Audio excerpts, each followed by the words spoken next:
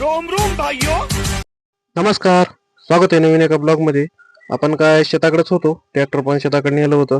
कारण आज 2-3 दिवसानंतर आज पाऊस उघडला. मग तेवढ्यात आला आपल्या भावाचा धीरजचा फोन. भाऊ एक ट्रिप गिट्टी आणायची शिरवा जाऊन. मग काय ट्रायल लावलेली होती. भाऊ म्हणलं ठीक आहे. मग खूप दिवसानंतर ट्रॅक्टर घेऊन जात होतो. कारण ट्रॅक्टरचं जरा काम पण आलेलं आहे. ट्रॅक्टरला थोडंसं ब्रेक कमी लागत होतं. त्यामुळे म्हणलं चला आता जाऊ हळूहळू. कारण कसं आहे, हळूहळू गेलो.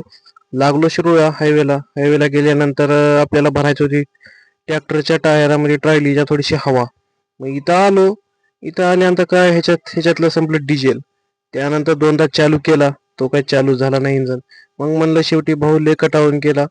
स्टोव्ह मधलं डिझेल पण काढलं तरी बी काय आता चालूच होत नाही. आणि घर फिरला आणि शेवटी म्हणलं आता होत नाही, तुम्ही जाऊ शकता. मग काय खूप सारा वेळ घालून आपण आलो. मग म्हणलं चला आता शिरूरमध्ये बघू. शिरूरमध्ये गेलो. तिथून गेलो आपल्या साहेबाच्या खडी केंद्रावर. मग इथं थोडंसं मशीनचं त्यांचं काम चालू होतं. मग म्हणलं थोडा वेळ थांबावं आणि इथूनच आपल्याला खडी भरायची होती.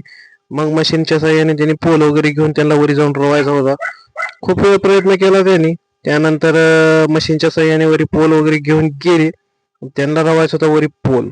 त्यामुळं मग म्हणलं थोडा वेळ काय ट्रॅक्टरचा व्हिडिओ काढायला लागतोय.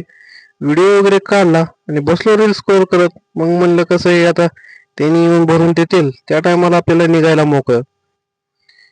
मग वातावरण पण खूप दिवसानंतर उघडलं होतं. मग एक मस्तपैकी ट्रॅक्टरचा व्हिडिओ वगैरे काढला आणि त्यानंतर थोडा वेळ वाट बघितली.